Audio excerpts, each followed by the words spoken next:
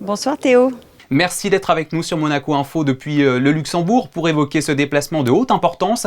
Cette 134e session du Comité des ministres a permis, entre autres, au Conseil de l'Europe de renouveler son soutien à l'Ukraine.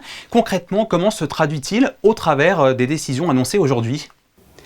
Eh bien, c'était très important dans le cadre de cette conférence ministérielle du Conseil de l'Europe de réaffirmer notre soutien à l'Ukraine, ce que nous avons fait évidemment depuis février 2022 et le début de la guerre en Ukraine. Il y a différentes mesures, certaines ont déjà été adoptées, d'autres sont en cours d'adoption. Lors de la conférence des chefs d'État et de gouvernement du Conseil de l'Europe à Reykjavik, en 2023, avait été adoptée l'idée d'un registre des dommages qui permet aux victimes de la guerre d'agression par la Russie en Ukraine, aux victimes donc de déposer des demandes qui visent à l'indemnisation du préjudice qu'ils ont subi. Donc ce registre des dommages est déjà mis en place. Il a réuni actuellement un peu plus de 20 000 demandes. Donc ça, c'est une mesure effective qui résulte donc d'une volonté des autorités des États membres de mettre en place ce registre. Ensuite, des travaux sont en cours et les ministres des Affaires étrangères présents aujourd'hui se sont félicités des avancées d'une commission d'indemnisation qui prendra la suite du registre. Cette session a également une valeur symbolique pour la principauté puisque nous sommes à 1 an de la passation de présidence en faveur de Monaco qui interviendra pour 6 mois à partir de mai 2026. Un sujet qui a été abordé à Luxembourg à l'occasion des rencontres bilatérales. Et visiblement, on est déjà sur des préparatifs avec les instances du Conseil de l'Europe, mais aussi avec la Moldavie qui nous transmettra cette présidence et le Monténégro à qui nous la passerons à notre tour. Alors cette réunion d'aujourd'hui m'a permis également de solliciter des rencontres bilatérales avec le ministre des Affaires étrangères moldave et mon homologue du Monténégro, puisque vous l'avez dit Théo, effectivement, la Moldavie prendra la présidence juste avant nous.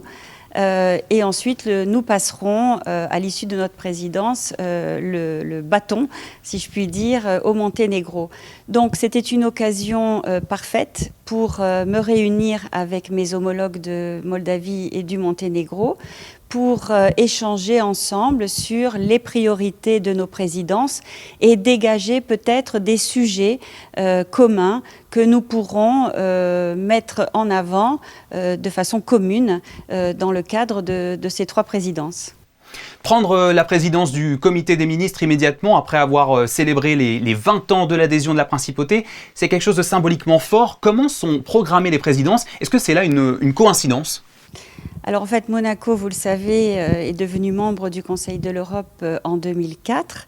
Et lorsque nous sommes devenus membres, c'était les Pays-Bas qui assuraient la présidence.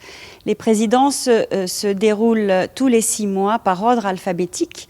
Donc nous avons dû attendre tout un cycle complet de présidence, c'est-à-dire 22 ans, avant que Monaco ne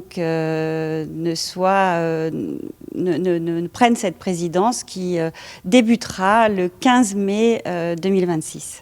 Alors sans déjà en dévoiler trop le programme, quels seront les axes forts qui marqueront la présidence monégasque ? Sur quel message la principauté souhaitera insister pendant ces 6 mois ? Alors, ce que je souhaite dire, c'est que nous sommes déjà en principauté mobilisés activement pour préparer donc cette présidence, qui sera un moment historique, puisque je viens de le dire, c'est la première fois de son histoire que Monaco assure la présidence du Comité des ministres du Conseil de l'Europe.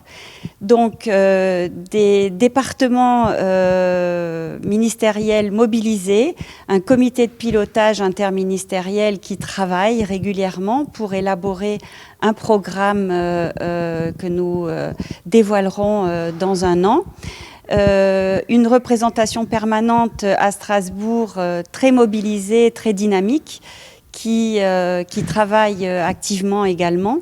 Et donc, nous allons mettre en avant des valeurs qui sont chères à la principauté. Et donc, parmi les priorités de la principauté, le sport, avec l'accueil de la conférence des ministres des sports qui aura lieu à Monaco en novembre 2026. La lutte contre les violences faites aux femmes, la protection des enfants, réaffirmer l'attachement de la principauté à la Cour européenne des droits de l'homme et à l'exécution des arrêts de cette Cour, et un volet également sur la criminalité organisée. Merci beaucoup Isabelle Béroux-Amadei d'avoir accepté cet entretien depuis Luxembourg dans le cadre de la 134e session du Comité des ministres du Conseil de l'Europe à laquelle vous participez en tant que ministre monégasque des Relations extérieures et de la coopération. Merci beaucoup. Merci beaucoup Théo, bonne soirée.